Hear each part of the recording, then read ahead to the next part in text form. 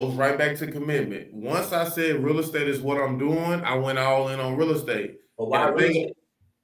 because my uncle had been grooming me all the way up to this point, subliminally, giving me books, because he was in real estate up in Detroit. Okay, okay. And I was like, man, you know what? Let me check out this real estate uncle always talking about. Then I started reading books. I started reading the Rich Dad Poor Dad books. I started reading $1 Million Real Estate Investor by Gary Keller. Mm-hmm. I was just reading, and while I was playing, I was reading. I was reading on the planes. I was reading in my room. I was reading back at the house when I was playing. So I knew what I was gonna do. And once I committed, it was no brainer. And the thing about that is, it wasn't sweet in the beginning. I didn't do my first deal for the first 6 months. Right. I retired with a couple dollars, but my mind wasn't ready for a 6 month like learning curve. Mm. You know what I'm saying? Mm. And another thing too, I'm just keeping it all the way G. My spending habits didn't change, so that money was burning at a rapid rate. I'm still living like like I got these checks coming. Right. You know what I'm saying? But I was in. Yeah.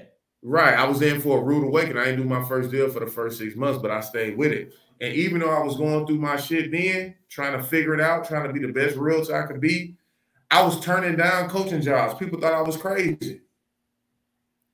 And People thought I was why you turned down this coaching job though? because I had already committed to real estate.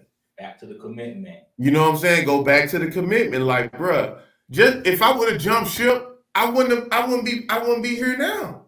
Right. Like, bro, like we doing $1 million deals.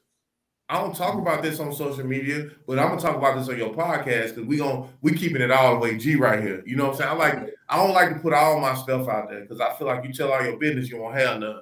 Right. But man, we doing $1 million deals right now. I'm getting paid. Hey, this year I'm probably gonna clip more than the one of the dudes on the bench in the league. You know what I'm saying? So I feel like, yeah, I feel like I stuck with my gun. And I'm just getting started. Because even though I've been in real estate 7 years, I only been investing for 3. Because the first 3 years, well, for the first 2 years, I was a deer in the headlights. Mm-hmm. For that third year, I was trying to run a brokerage. The fourth year, I realized I didn't want to run a brokerage. I want to invest. Then I've been investing year 5, 6, and now 7. So I only been investing for 3 years. And we already doing $1 million development deals, building whole communities. You know what I'm saying? And I got another $60 million of deals in my pipeline. I'm building a strip mall. I'm building a car wash.